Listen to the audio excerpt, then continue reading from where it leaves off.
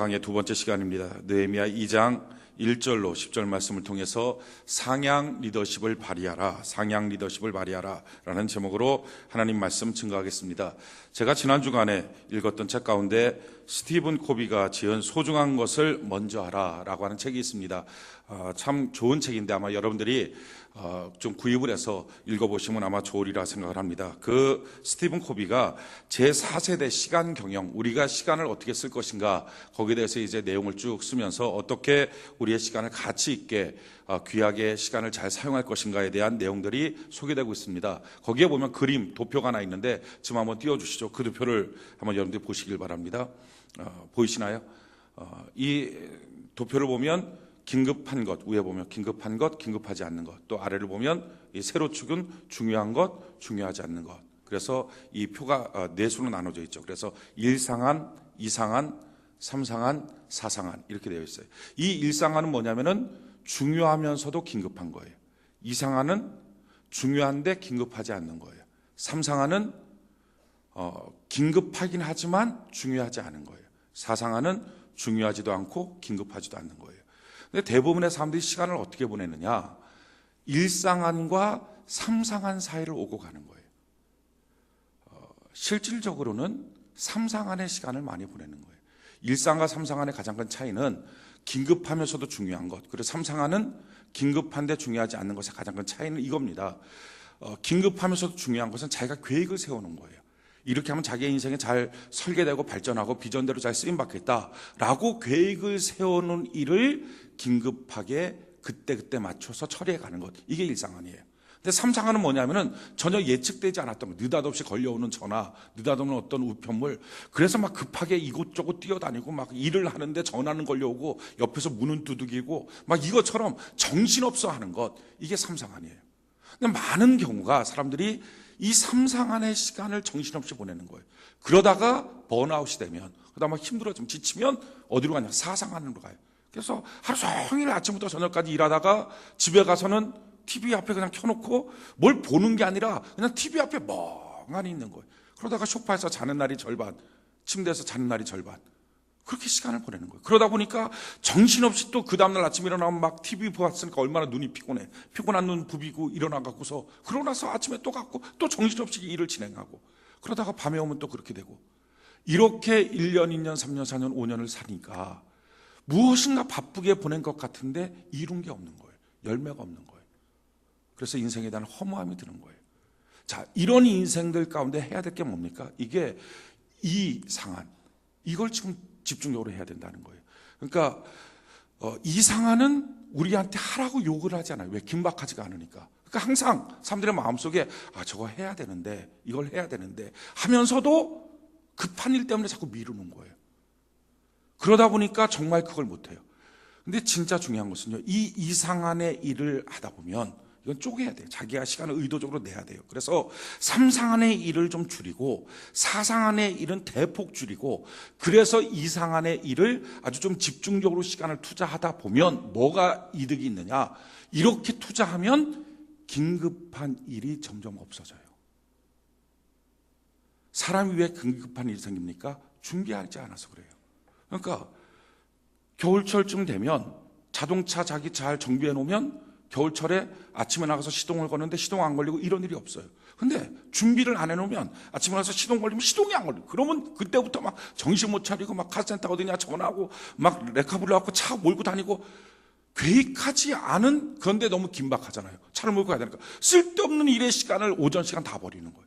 그리고 정신없이 지내고 밤에 오면 내가 도대체 뭘 했나 생각이 들어요. 왜 그래요? 준비가 안 돼서.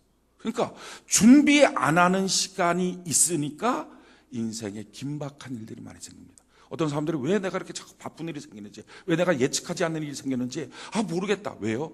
준비하는 시간을 안 둬서 그래요. 그러니까 이상한의 시간을 안 뒀기 때문에. 그래서 정말 지혜로운 사람 이상한의 시간을 둬야 돼요. 그렇게 이상한의 시간을 자꾸 두다 보면 점점점 내 인생에 긴박한데 중요하지 않는 일들이 없어져 가고요. 그러면서 긴박하지 않게 일을 처리하다 보니까 그 일도 가치 있는 인생을 사는 거예요. 그러면서 일도 평안하면서도 참 일이 순탄하게 풀려지는 삶을 삽니다. 자, 영적으로 보면 우리 기독교인들이 이상한에 해당되는 일들이 뭡니까? 그게 바로 예배 드리는 거예요. 그게 기도하는 거예요.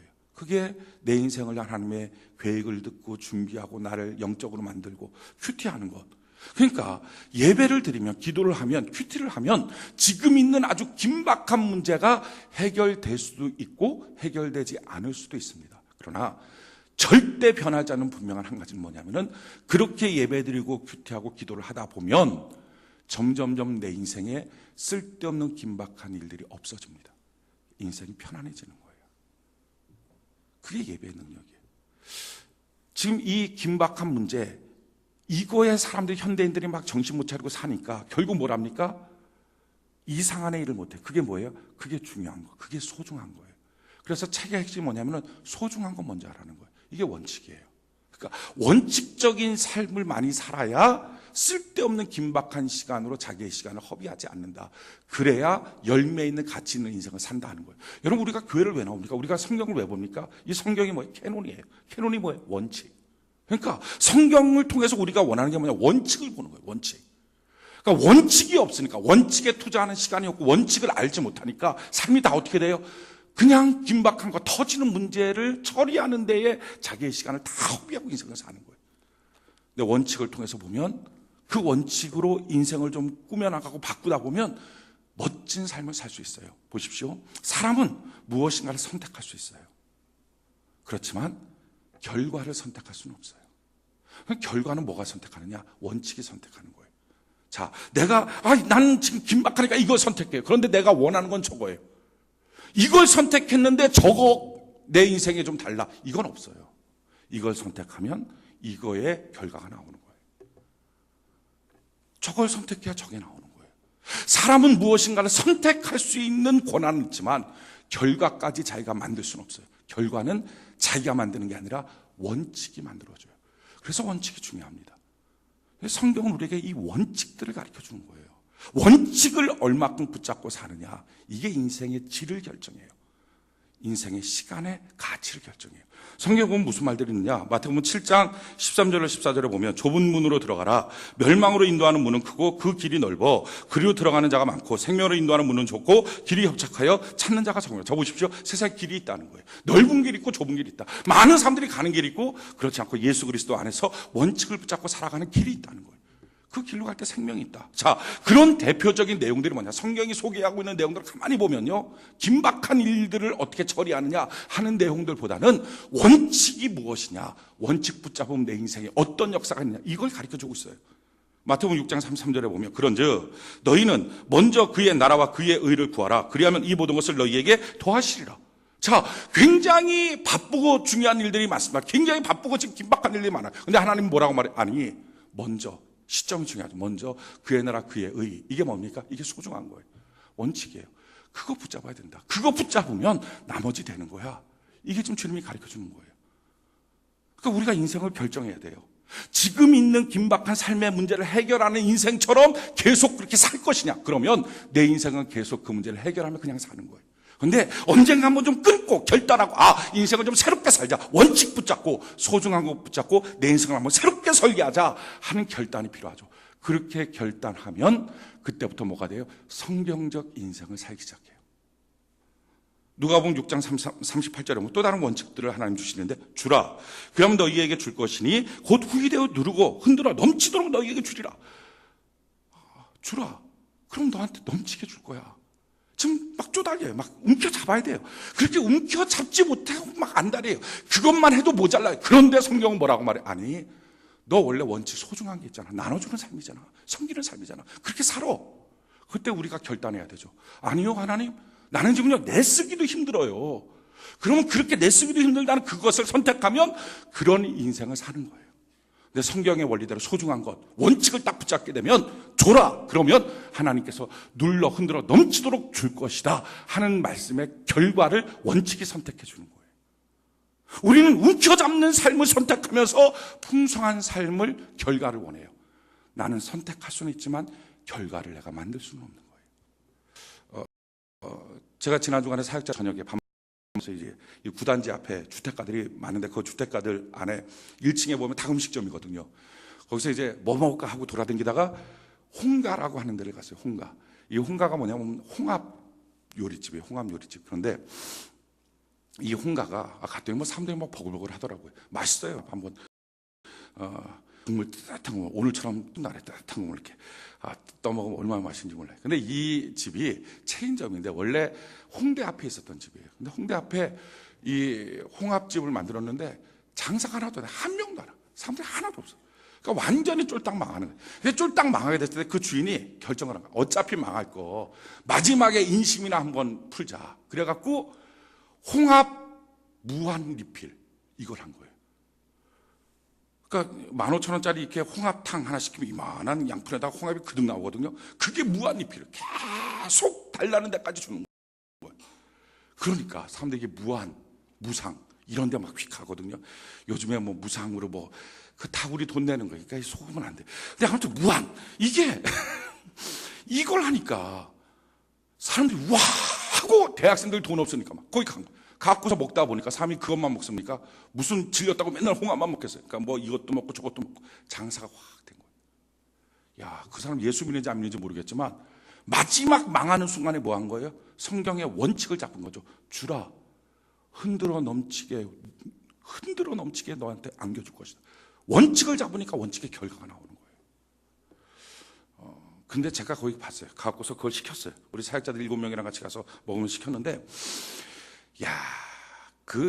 절대 거기가 망할 수가 없더라고요. 왜냐하면 7명이 가서 그걸 먹는데 2번밖에 못 시켜 먹었어요.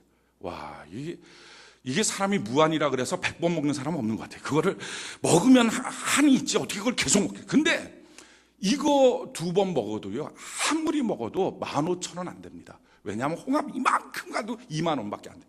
그러니까 그 중에서 해봤자 절대 그 주인이 모자르는 게 아니에요. 주는 것에서부터 이런 능력이 나타나는구나. 보십시오. 원칙 잡으니까 원칙의 결과가 나오는 거예요.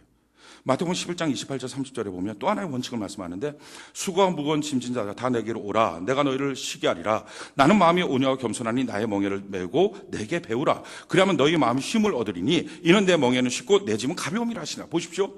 우리가 수고하고 무거운 짐을 져야 세상 사는 게 참 힘들어요. 아침부터 저녁까지 정신 붙잡고 인생을 살다가 헤매고 있다가 교회에 나온 거예요. 주님이 말씀하신 수고와 무거운 짐진 자들 다 내게로 오라. 내가 너를 쉬게 하리라. 오늘 주님 안에 안식하는 은혜가 있기를 바랍니다. 영대 인생의 짐을 다 벗어놓는 축복이 있기를 바랍니다. 근데 그 원칙이 뭐예요? 너는 내게 와서 내 멍에를 지고 나를 배우라. 이거예요. 힘들어 죽겠어요. 교회 나와서 좀 쉬자. 말씀으로 위로받고 좀 쉬자 했는데 와서 뭐라 그래? 봉사하시죠. 사역하시죠. 전도하시죠. 아주 죽으라는 얘기죠. 야, 미치겠다. 이 교회 진짜 못 살겠다. 근데 아니에요. 근데 결정해야 돼요. 계속 그렇게 힘든 인생을 살 거냐? 그럼 지금처럼 사는 패턴으로 살면 돼요. 근데 그게 아니라 소중한 것, 그래 주님을 위해서 한번 일해보자 하는 것이 소중한 걸 붙잡게 되면 소중하고 원칙의 결과가 나오는 거예요. 그러면 너의 어깨에 주님의 멍에를 짊어지면 세상 짐을 내가 벗겨줄게. 그게 주님의 원칙이에요. 우리가 결정하는 거예요. 내가 무엇을 결단하고 살 것인가. 이게 준비하는 겁니다. 영적으로 보면 준비하는 거고, 이 준비하는 이 상황 가운데 또 하나 우리가 특별하게 인생을 살면서 놓쳐버리는 게 뭐가 있느냐. 그게 바로 인간관계예요. 일하다가 놓쳐버린 게 인간관계예요. 뭔가 자기의 인생에 꾸며나가다가 놓쳐버린 게 인간관계예요. 열심히 살았는데 부부간의 관계는 무너져 있어요. 부모와 자녀의 관계는 무너져 있어요. 동료와의 관계가 무너져 있어요. 여러분, 사람은요 절대 혼자 못 삽니다. 그래서 사람인자 자체가 둘이 같이 있는 거예요. 성경은 이렇게 말해요. 창세기 2장 18절에 25절에 여호와 하나님이 이르시되 사람이 혼자 사는 것이 좋지 아니하니 내가 그를 위하여 돕는 배필을 지으리라 하시니라. 여호와 하나님이 흙으로 각종 들짐승과 공중의 각종 새를 지으시고 아담이 무엇이라 부르나 보고 그것들을 그에게 이끌어 가시니 아담 생물을 부르는 것이 곧 그의 이름이 되었더라. 아담이 모든 가축과 공중의 새와 들의 모든 짐승에게 이름을 주니라. 아담이 돕는 배필이 없으므로 여호와 하나님이 아담을 깊이 잠들게 하시니 잠들매 그가 그 갈빗대 하나를 취하여 살로 대신 채우시고 여호와 하나님이 아담에게서 취하신 그 갈빗대로 여자를 만드시고 그를 아담에게로 이끌어 오시니 아담이 이르되 이는 내 뼈 중에 뼈요 살 중에 살이라. 이것이 남자에게서 취하신즉 여자라 부리라 하니라. 이러므로 남자가 부모를 떠나 그의 아내와 합하여 둘이 한 몸이 될지라. 아담과 그의 아내 두 사람이 벌거벗었으나 부끄러워하지 아니하고. 보십시오. 지금 아담이 어디 있어요? 에덴 동산에 있어요. 날마다 누굴 만나요? 하나님을 만나요. 그리고 일을 줬어요. 무슨 일? 자기가 이름 짓는 대로 다 그것이 그거 되는 거예요. 이름 짓는 일. 이게 아담의 일이 있어요. 그러니까 아담은 자기의 일이 있었고요. 날마다 하나님과 동행했고요. 그리고 나서 에덴이라고 하는 기가 막힌 환경 속에 삽니다. 그런데 성경은 뭐라고 말해요? 그가 아직 행복하지 않았다는 거예요. 왜? 돕는 배필이 없어서. 사람은 참 신기해요. 날마다 하나님의 은혜를 받아도요, 기가 막힌 에덴이라고 하는 환경 속에 살아도요, 자기의 사명을 감당하는 일이 있어도요, 직업이 있어도요, 사람과의 관계가 깨어져 있으면 불행합니다. 아무리 멋진 일을 해도요, 남편하고 아내하고 싸우고서 출근하면요, 기운이 빠지는 거예요. 부모하고 싸우고서 출근하면 기운이 빠지는 거예요. 행복하지가 않는 거예요. 그게 인간관계의 회복이 얼마나 필요한지 몰라요. 근데 이거는 누가 요구하지 않아요. 필요하다고는 여기지만 긴박하지가 않으니까 자꾸 밀어놔요. 근데 이걸 준비해야만 정작 필요한 때에 전화하려고 그러는데 전화할 사람이 하나도 없다면 이게 불행 아닙니까? 제가 정말 힘들 때 곁에 와서 손잡아주는 남편, 아내의 손길이 없다면 불행한 사람 아닙니까? 그건 평상시에 자기가 만들어 가야 돼요. 자기의 시간을 쪼개서 만드는 거예요. 이렇게 인간관계 만들어내는 거, 성경 뭐라고 말합니까? 마태복음 18장 18절 20절에 보니까 진실로 너희에게 이르노니 무엇이든 너희가 땅에서 매면 하늘에서 매일 것이요 무엇이든 땅에서 풀면 하늘에서 풀리라. 보십시오. 땅에서 매면 하늘에서 매고 땅에서 풀면 하늘에서 풀린다. 기도의 능력을 말해주고 있죠. 그런데 이 기도도 뭐라고 말합니까? 진실로 다시 너희에게 이르노니 너희 중에 두 사람이 땅에서 합심하여 무엇이든지 구하면 하늘에 계신 내 아버지께서 그들을 위하여 이루게 하시리라. 두세 사람이 내 이름으로 모인 곳에는 나도 그들 중에 있다. 무슨 말이에요? 혼자 하는 기도보다 하나님이 더 강력하게 들어주는 기도는 같이 하는 기도예요. 합심하는 기도. 사람끼리 하나가 안 되면요, 기도에 응답받기도 매우 어렵습니다. 시편 133편 1절로 3절에 보라 형제가 연합하여 동거함이 어찌 그리 선하고 아름다운고 머리에는 보배로운 기름이 수염 곧 아론의 수염에 흘러서 그의 옷깃까지 내린 것 같고 헐몬의 이슬이 시온의 산들에 내린 것 같도다. 거기서 여호와께서 복을 명령하셨으니 곧 영생이라. 보십시오. 형제가 연합할 때, 저는 여러분들의 가정이 하나가 될 때 하나님의 복이 가족 구성원 전체에게 임하게 될 줄로 믿습니다. 여러분들의 셀이 하나가 될 때 그 셀원 전체가 하나님의 복을 받게 될 줄로 믿습니다. 그러기에 다투고 싸우고 이건 하나님의 뜻이 아니에요. 최근에 보면 교회들마다 막 싸우는 교회들이 있어요. 이유가 어떻든 누가 선하고 누가 악하든 아무 상관없이 어쨌든 싸우고 갈등하고 헤어지는 모든 것의 핵심에는요, 죄가 있고요, 마귀가 있어요. 에덴 동산에서 아담과 하와가 있을 때 왜 갈라집니까? 죄 때문에. 죄의 배후에 누가 있었습니까? 마귀가 있었어요. 오늘날 수많은 가정들이 이혼율이 높아지고 있어요. 이유가 어떻든 그 핵심에는 죄가 있고요, 그 배후에는 마귀의 세력이 있습니다. 어쨌든 싸우는 건 원하는 게 아니에요. 하나님은 하나 되고 그 가운데 하나님의 역사가 나타나요. 사랑하는 성도 여러분, 저는 여러분들의 가정이 무너지고 깨어졌다면, 흩어졌다면 올 한 해 하나님 안에서 그 가정이 회복이 되고, 할렐루야, 여러분들의 셀이 회복이 되고 여러분들의 회사가 회복이 되는 은혜가 있기를 예수님 이름으로 축원해 드립니다. 일단 무조건 하나를 만들어야 그 안에 하나님의 복의 명령이 통과하기 시작하는 거예요. 이렇게 하나로 만들어서 더 좋은 것을 이루어가는 것, 그것을 리더십이라고 말합니다. 그게 리더십이에요. 인간관계 속에 하나로 만들어서 더 좋은 가치를 만들어내는 것, 이게 리더십이에요. 근데 많은 사람들이 리더십 하면요, 생각하는 것이 이 밑에 있는 사람들, 내 밑에 있는 사람들을 어떻게 끌고 갈까, 이들을 어떻게 잘 조종해서 어떻게 만들어 갈까, 이것만 생각해요. 이것도 리더십이에요. 그런데 이 리더십은 하향 리더십이라고 그럽니다. 근데 이것보다 훨씬 더 중요한 리더십이 뭐냐면 수평 리더십이에요. 아무리 밑에 있는 사람 잘해도요, 내 동료들과의 관계가 다 끊어지고 내가 고립됐으면, 네트워크가 안 되면 그 사람은 오래가지 못합니다. 근데 이 수평 리더십보다 훨씬 더 중요한 것, 그게 뭐냐면 상향 리더십이에요. 위하고의 관계예요. 남편이 자기의 후원자가 되면 그렇지 않는 사람에 비해서 여자가 한 100배 정도 더 뛰어난 일들을 할 수 있습니다. 내 직장 상사가 나의 후원자가 되면 그렇지 않는 사람에 비해서 100배나 더 뛰어난 능력을 발휘할 수 있습니다. 그러니까 이 위아의 관계, 성경은요, 이 위아의 상향 리더십과의 관계를 얼마나 중요하게 여기는지 몰라요. 성경이 이렇게 말해요. 베드로전서 3장 1절에 보니까 아내들아, 이와 같이 자기 남편에게 순종하라. 이는 혹 말씀을 순종하지 않는 자라도 말로 말미암지 않고 그 안에 행실로 말미암아 구원을 받게 하려 함이라. 뭐라고 말합니까? 너 아내들이요, 남편한테 순종하라. 왜 순종합니까? 상향 리더십. 그 관계 속에 지원함을 받으면 그렇지 않는 사람보다 훨씬 더 탁월한 인생을 살 수 있다는 거예요. 인격 때문에 아니라 역할 때문에. 무슨 말입니까? 어떤 사람들이 우리 남편은 내가 순종할 만한 인격이 아니에요. 형편없어요. 그래요. 인격이 아닐 수는 있습니다. 그러나 남편의 역할을 하잖아요. 그렇다면 당신은 아내의 역할을 하십시오. 역할 때문에 순종하는 거예요. 골로새 3장 20절에 보면 자녀들아 부모에게 순종하라. 이는 주 안에서 기쁘게 하는 거. 주님을 기쁘게 하는 게 순종하는 거. 골로새 3장 22절에 보니까 종들아 모든 일에 육신의 상전에게 순종하되 사람을 기쁘시게 하는 자와 같이 눈가림만 하지 말고 오직 주를 두려워하여 성실한 마음을 하라. 상전들에게 잘 순종해. 상향 리더십 발휘하라. 그러니까 우리 인생 사는데요, 상향 리더십이 안 되는 경우들이 얼마나 많은지 몰라요. 부모와의 관계가 안 좋아요. 그러면 부모를 통해서 얻을 수 있는 기가 막힌 것들을 상실하는 거예요. 회사에 가면 맨날 위에 사람하고 부딪혀. 그래갖고 속으로 기도 제목이 저 사람만 없으면 좋겠다. 하나님 저 상사 좀 어디 다른 데로 안 보냅니까? 가는 데마다 윗사람이랑 갈등이 있다면 그것은 윗사람의 문제일 수도 있지만 또 한 가지요, 자기가 상향 리더십을 발휘 못하는 거예요. 그렇게 되면 어떻게 됩니까? 직장생활 자체가 불행해지고 힘들어질 뿐만 아니라 더 큰 것은요, 자기가 기가 막힌 아이디어가 있어도 그게 허가가 안 나잖아요. 능력 발휘가 안 되는 거예요. 우리 인생이 얼마나 많은 걸림돌이 되는지 몰라요. 이 상향 리더십이라는 것이 얼마나 중요한지 몰라요. 그 상향 리더십의 진수를 보여주고 있는 것, 이게 오늘 본문 읽었던 느헤미야 2장 1절 10절입니다.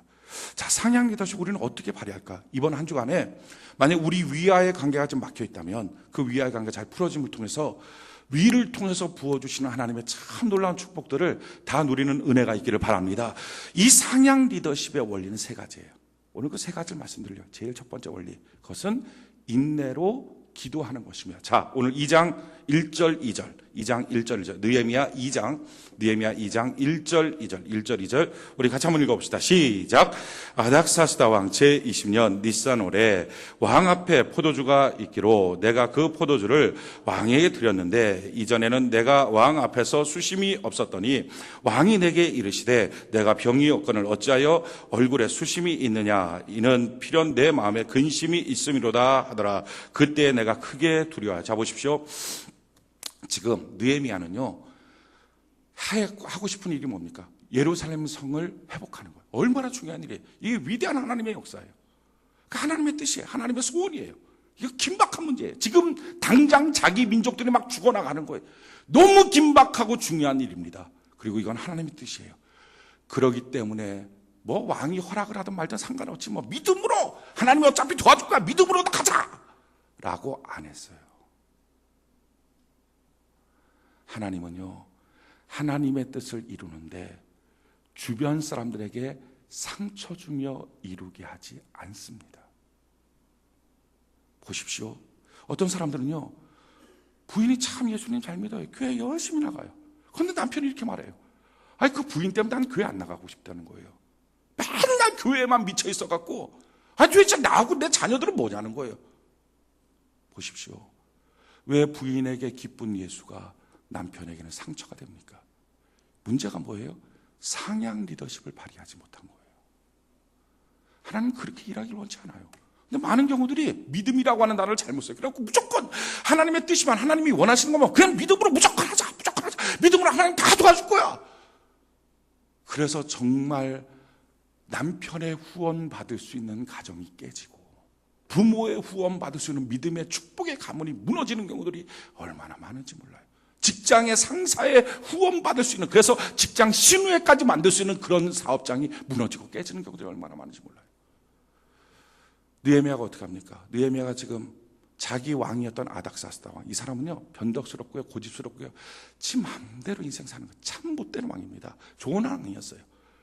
이 사람이 했던 일들이 뭐냐, 느헤미야가 지금 이 일을 하기 전에 14년 전에, 그러니까 기원전 457년에 에스라를 통해서 예루살렘에 부흥의 역사가 나타났어요. 부흥의 역사가 나타나서 막 이제 이방인들과 우리 교제하지 말자 그래갖고 예루살렘 성전 짓자, 성벽 짓자 해갖고 유대인들이 다 마음이 하나가 돼서 예루살렘 성벽을 지어나갑니다. 그걸 보면서 이민족들이, 그 예루살렘 주변에 있는 이민족들이 두려움이 느껴진 거예요. 야, 저들이 연합하면 우리가 얻을 이권이 별로 없다. 그래서 사마리아에 있었던 페르시아의 그 군대 장관이었던 르음한테 말을 해요. 그러나서 너희 왕한테 가서 얘기하라. 저 백성들 저렇게 계속 놔두면 안 된다. 저들은 유일신 섬겨갖고 왕을 섬기지 않아. 그러니까 항상 왕한테 반역하는 존재야. 그러니까 가서 무너뜨려야 돼. 르음이 그 상소를 올려요. 그 상소를 보고 역사책을 쫙 보고 난 다음에 보니까 진짜 유대인들은 유일신을 섬겨요. 왕을 섬기지 않아요. 그러니까 자기 세워봤자, 그들이 하나가 돼봤자 민족, 자기의 제국한테 위험이 된다 해서 절대로 예루살렘 성은 중건할 수 없고, 또한 이스라엘 민족은 절대로 하나가 되면 안 된다, 성벽 지으면 안 된다 라고 칙령을 내렸던 사람이 바로 아닥사스다입니다. 14년 전에. 그렇게 막 고집대로 말, 그렇게 했던 사람이 아닥사스. 그러니까 지금 여러분들의 가정 속에서 어떤 경우에 남편이, 부모가, 또는 직장에서 어떤 상사가 절대 안 돼! 뭐 한번 얘기했는데 말도 안 돼! 내 눈에 흙이 들어가기 전까지 안 돼! 하고 막 끊어버린 게 있을 거예요. 그럴 때 아마 여러분들의 생각이, 아이고 우리 부모는요 택도 없어요, 안 돼요 라고 포기하든지, 우리 남편은 안 돼요 라고 이미 신앙의 삶을 포기하든지, 아니면 남편이나 부모를 도외시키고 상사를 도외시키고 우리끼리 하자, 어차피 그 사람 안 돼, 우리끼리라도 잘 믿자, 이런 경우들이 있을 거예요. 아니요, 그건 하나님의 뜻이 아니에요. 상향 리더십을 발휘하면 이 문제가 풀어지는 거예요. 지금 그 문제 앞에 서 있는 사람이 느헤미야입니다. 이 느헤미야가 이 문제를 어떻게 풉니까? 첫 번째 원칙이 뭐라고요? 인내하며 기도하는 거예요. 인내하며 기도하는 거예요. 자, 1절에 보니까 뭐라고 말합니까? 2장 1절에 아닥사스 왕 제20년 니산오레라고 말하고 있어요. 자, 기도를 시작했던 건 언제예요? 자, 1장 1절을 같이 한번 봅시다. 느헤미야 1장 1절. 느헤미야 1장 1절. 우리 같이 한번 목소리 읽어봅시다. 시작. 하가라의 아들 느헤미야의 말이라. 아닥사스다 왕 제20년 기스로오래. 내가 수상궁에 있는데 그때 예루살렘에 대한 소식을 듣습니다. 그러고 나서 뭐래요? 4절. 1장 4절 같이 한번 읽어봅시다. 시작. 내가 이 말을 듣고 앉아서 울고 수일 동안 슬퍼하며 하늘의 하나님 앞에 금식하며 기도하여. 그때부터 기도를 시작해요. 그래서 언제까지 기도한 거예요? 2장 1절에 보니까 니산월까지 기도했어요. 자, 기스롤에서 니산월까지는요 4개월이에요. 느헤미야가 4개월 동안 기도한다. 이 긴박한 문제, 빨리 해결될 이 문제, 자기 민족이 죽어가는 생명이 위태로운 이 문제 앞에 조급하게 하지 않고요, 어떻게 해요? 기다리면서 기도하는 거예요. 이게 상향 리더십의 첫 번째입니다. 많은 경우들이 조급함으로 망쳐요. 조급하지 마십시오. 여러분, 기다리며 기도하면 하나님은 마침내 가장 멋진 일을 이루어 주시게 될 줄로 믿습니다. 그래서 먼저 기스루월이라고 하는 단어에, 이 기스루월은요 씨 뿌리는 달이에요. 니산월은요 열매 맺는 달이에요. 참 신기하죠, 성경이. 그러니까 기도의 씨앗을 뿌리면 기도의 열매를 맺게 될 줄로 믿습니다. 그러니까 항상 기도의 씨앗 뿌리는 거예요. 인내하면서 기다리면서 기도의 씨앗 뿌리는 거예요. 우리가 기도하면, 야, 이렇게 긴박한 문제 앞에, 이렇게 막 한시가 급한 문제 앞에, 정말 죽을 것 같은 문제 앞에 뭘 그냥 기도하면서 그렇게 있냐, 답답하지 않냐? 아니요. 요나가 바다 한가운데 빠져 고기 뱃속에 들어가 3일 동안 기도하잖아요. 기도하는 동안에 그는 고기 뱃속에 그냥 있었어요. 그런데 참 신기한 것은 고기를 움직여서 해변가로 가는 거예요, 하나님이. 여러분, 우리가 기도하면 우리가 모르는 가운데 기가 막힌 응답의 환경으로 하나님이 인도하여 주신 줄로 믿습니다. 그게 하나님의 역사예요. 그러기에 인내하면서 기도하십시오. 기다리면서 기도하십시오. 우리나라 사람들 중에 다 성격이 급하잖아요. 그러니까 빨리빨리. 제가 필리핀에 갔더니, 필리핀에서 음식을 식당에서 시켰더니 그 식당 종업원이 그러더라고요. 어이, 빨리빨리 오케이? 그러더라고요. 그러니까 다른 단어는 모르는데 한국 사람인 걸 아니까 빨리빨리 오케이? 그래갖고 빨리빨리 오케이 그랬어요. 진짜 빨리빨리 나와요, 음식 먹고. 무조건 항상 빨리빨리. 예수 믿는 사람도요, 얼마나 급한 거, 빨리빨리 이거 좋아하냐면 하나님 앞에 기도. 하나님, 오늘 말씀 들었으니까 하나님 내게 인내의 영성을 주세요. 하나님 내게 기다림의 영성을 주세요. 하나님 지금 즉시 기다림의 영성을 주세요. 아, 이런 고급스러운 유머가 잘 안 통합니까? 보십시오.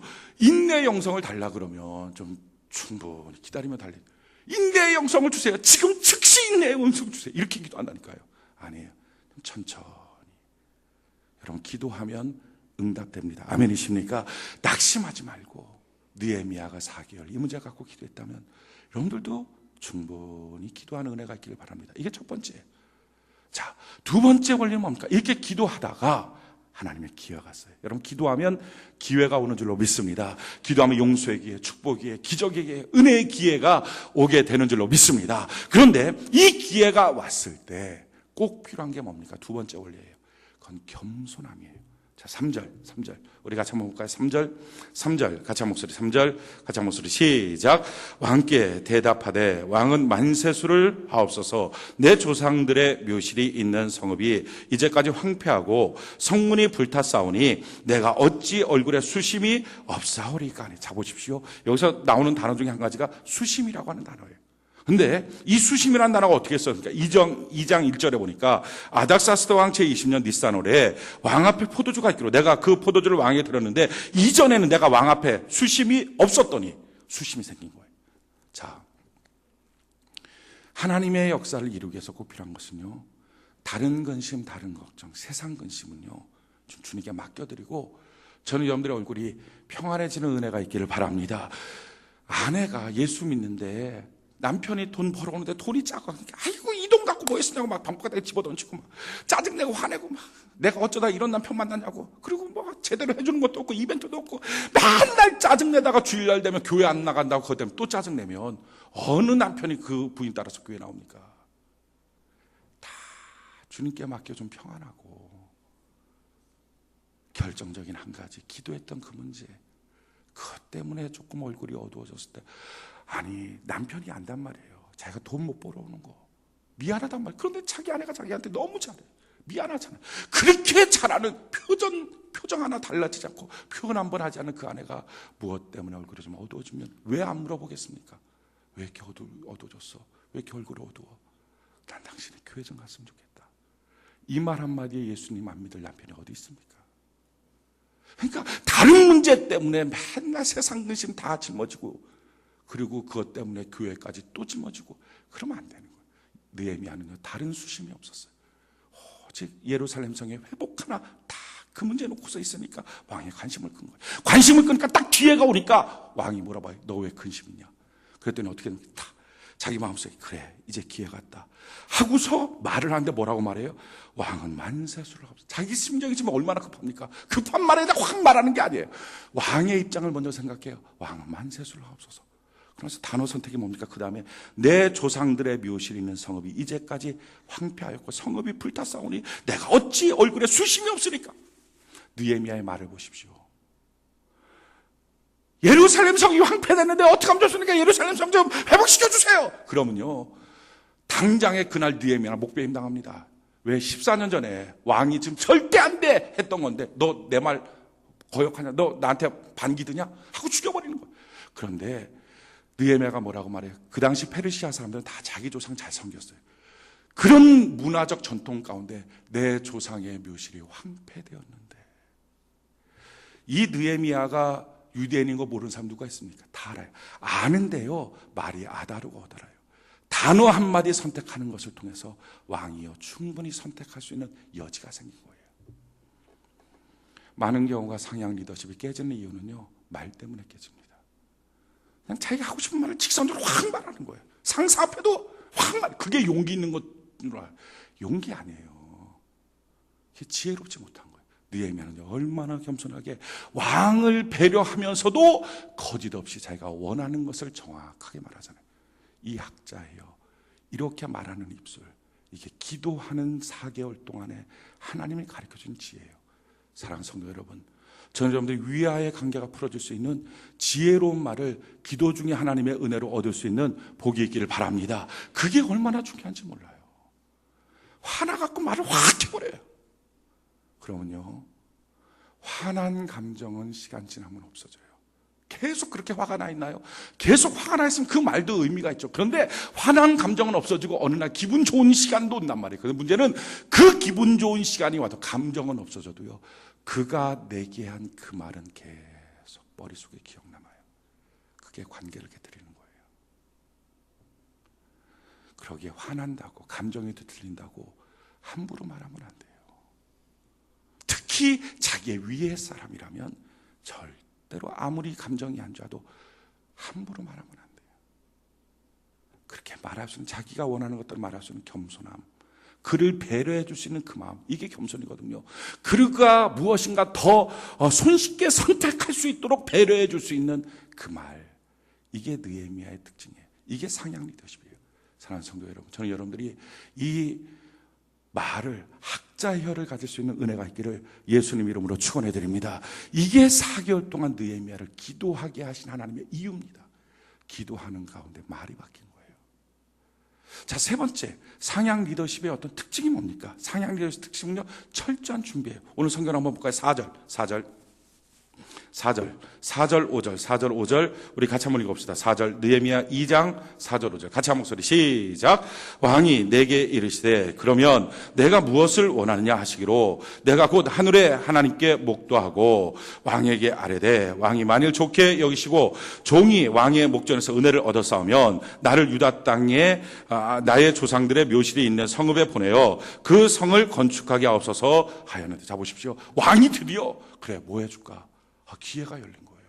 기도하고 났더니, 겸손하고 났더니, 그를 좀 배려해주고 났더니, 보십시오. 주니까 얻어지는 게 너무 많잖아요.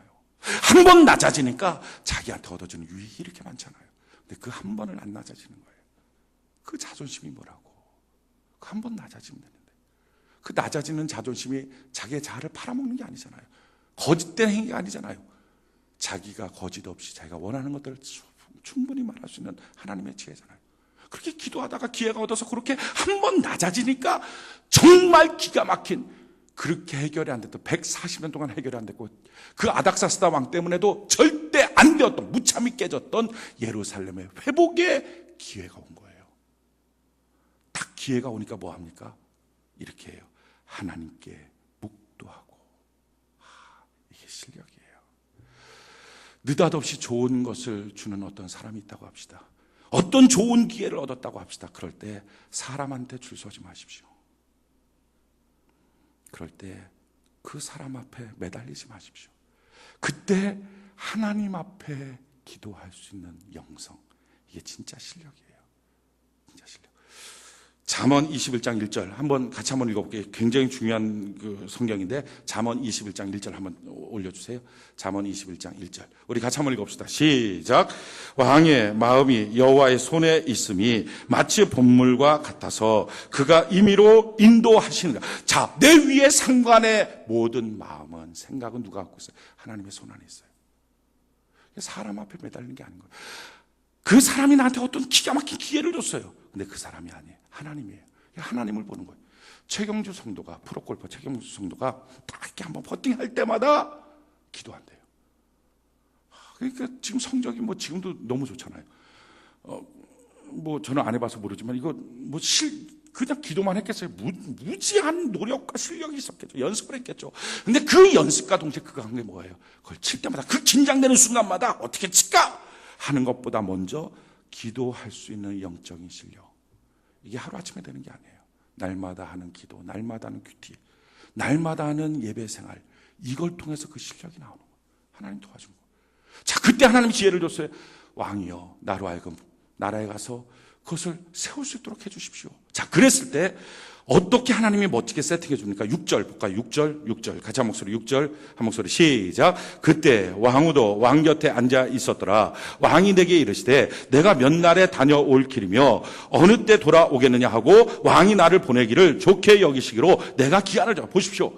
이때 왕후가 같이 있습니다. 페르시아는요, 왕후의 권한이 굉장히 높아요. 그래서 왕과 신하 둘만 있을 때는 이게 사적인 자리가 됩니다. 사적인 자리가 되니까 왕이 그렇게 말해놓고서 지금 뭐예요? 이 아닥사스다 왕은요, 지금 느헤미야가 술 한잔 올려요. 술 한잔 먹은 거예요. 술 한잔 먹으니까 기분 좋았어요. 야, 갔다 와라. 그러고 난 다음에 술 깨고 난 다음에 안 돼. 충분히 그럴 수 있어요. 사적 자리니까. 그런데 페르시아는 왕과 왕후가 같이 있으면 그때부터 공적 자리가 돼요. 공적 자리에서 말한 거는요, 뒤바뀌지가 않아요. 하나님이 기도했더니 왕후가 같이 있는 자리가 되도록 세팅해 준 거예요. 그 자리에서, 공적 자리니까 뒤바뀌지 않는 그 자리에서 왕이 물어봐요. 야, 그래? 너 그럼 가는 길이 얼마나 걸리는데, 가서 성 세우는데 얼마나 걸려, 언제쯤 돌아올 건데, 이걸 물어보는 거예요. 자, 이때 느헤미야가 만약에 아무런 준비를 안 했으면, 가는 길이 몇 걸음, 어느 정도 며칠 걸리는지, 가서 성 세우는데 얼마나 걸리는지 아무 준비가 안 해서, 만약에 그거야 가봐야 알죠, 내가 어떻게 알아요 하면 그냥 파이예요. 얼마나 많은 사람들이 준비 안 하고 인생을 꿈꾸며 헛꿈만 꿉니까?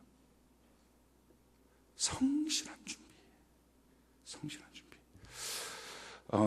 한옥 목사님, 그 리더십에 관련된 책들도 많이 쓰고 강의도 많이 하신 한옥 목사님이 뭐 칼과 칼집 이런 책도 쓰고 뭐 거인의 발자취, 그러니까 리더십에 관련된 책도 많이 썼어요. 그리고 리더십에 대해서 거장이라고 말을 하죠. 리더십 강의에서 거장. 근데 원래 이 한옥 목사님은요, 리더십을 배운 사람이 아니에요. 근데 오늘의 교회 부목사님으로 이분이 들어갔는데 그 부목사님들끼리 한 대여섯 분이 모여갖고 야, 우리 책 스터디 하자. 그랬대요. 예. 맨 막내니까. 야, 너가 발제해. 하고서 책을 준 거예요. 근데 그 책이 리더십에 관련된 책이에요. 그러니까 자기 전공은 아니지만 어쨌든 막 성실하게 막 죽을 힘을 다해서 최고로 이것밖에 없는 것처럼 막 정말 기가 막히게 발제를 잘했어요. 그래서 딱 약속한 날에 교회 카페에서 만나갖고 교회 카페를 잘 이용하는 은혜가 있기를 바랍니다. 교회 카페에서 만나서 커피를 마시면서 그 발제를 한 거예요. 근데 그때 참 사람은요, 하나님이 기회를 주시는 거예요. 그 옆에 그들은 몰랐는데 그 교회 담임 목사님인 온누리교회 하영종 목사님 커피를 마시고 있었어요. 사람은요, 기회가 얼마나 중요한지 몰라요. 아무 때나 커피 마시고 말한다고 되는 게 아니라 누군가 듣는 분이 있어야 돼. 그러니까 그걸 커피를 마시고 있어요. 그러다가 그 책 발제하는 내용을 다 듣고 난 다음에 이 하영종 목사님이 일어나면서 아이고 그 책 내용 참 좋네, 잘했네, 어깨 한번 툭툭 두들겨 간 거예요. 그럼 아무 일 없었어요. 근데 2달이 지나고 난 다음에 홍대에서 연락이 온 거예요. 경영인들 다 모아놨으니까 리더십 강의를 하십시오. 저는 강의가 없는데, 아니 그래도 하십시오. 알고 봤더니 그때 국가 시책으로 국비를 들여서 우리나라에 있는 경영인들, CEO들을 다 모아놓고 리더십 강의를 했던 적이 있어요. 홍대에서 국가 정책으로. 그때 하영종 목사님한테 부탁을 한 거예요. 그런 소개해 주시는 강사가 있느냐. 그때 하영종 목사님이 바쁜 일 하다가 느닷없이 질문을 받고 2달 전에 그 발제했던 그 목사, 그거 잘한다고 그냥 얘기해 준 거예요. 그랬더니 글로 초청해갖고 이 한옥 목사님 글로 갔어요. 가고서 강의를 했는데 하나님의 기름 부으심이 강의 기가 막히게 잘했죠. 근데 그때 그 자리에 조선일보 임원이 들었어요. 그러고 난 다음에 조선일보에다가 연재를 해달라고 연재를 해주기. 그때부터 리더십의 강사가 돼갖고 삼성 뭐 이런 다단 최고의 강사가 된 거예요. 성실하게 어느 기회가 올지 모르잖아요. 근데 그 성실한 거 그거 하나, 그때 인생이 달라진 거예요. 이 느헤미야는요, 기도했어요. 겸손했어요. 그러면서 성실하게 준비했어요. 그러니까 물어보니까 답변하는 거예요. 저도 사역자들한테 가까다 뭐 물어봐요. 물어보면 아유 목사님 제가 어떻게 알아요? 해봐야 알죠. 그럼 다시는 안 물어요. 그냥 밥이나 먹어라. 그냥 말도 안 해. 그 다음부터 준비 안 하고 있는 인생한테는요, 쓰임 받을 수가 없는 거예요. 잘 자기 인생을 준비하는 거. 어느 정도 준비합니까? 여러분 7절 한번 볼까요? 7절. 느헤미야 2장 7절. 같이 한 목소리 시작. 내가 또 왕에게 아뢰되 왕이 만일 좋게 여기시거든 강서쪽 총독들에게 내리시는 조서를 내게 주사 그들이 나를 용납하여 유다에 들어가기까지 통과증을 달라는 거예요. 여러분 그냥 뭐 하나님의 믿음으로 뭐 하나님이 원하시니까 이거 다 될 거야. 여호와 이래 됩니다. 아니에요. 통과증 없으면 가다가 그냥 언제 죽을지 몰라요. 이 사람 누군지 어떻게 알겠어요? 무조건 믿음으로 여호와 이래. 진짜 여호와 이레는요, 철저한 준비 위에 부어주신 하나님의 기름 부음이에요. 아들 준비해 갖고 올라와야 수양이라고 하는 하나님의 여호와 이레가 있지. 빈손 들고 뛰쳐 올라오면 수양이라고 하는 여호와 이레가 있습니까?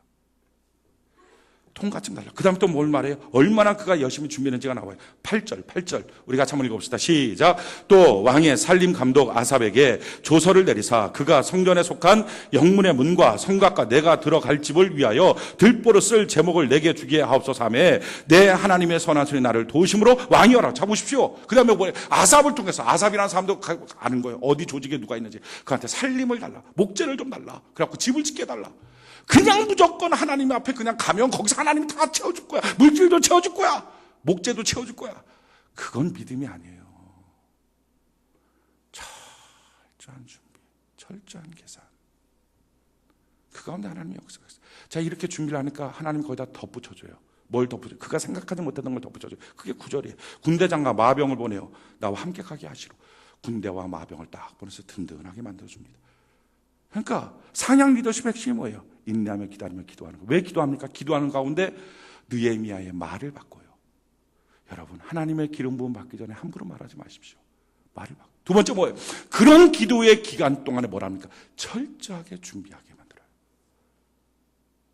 기회가 오니까 때가 되니까 멋진 하나님의 역사가 나타납니다. 자, 이 역사 가운데 어떤 일들이 결론적으로 나옵니까? 10절 우리 같이 한번 읽어볼까요? 10절 같이 한 목소리 시작.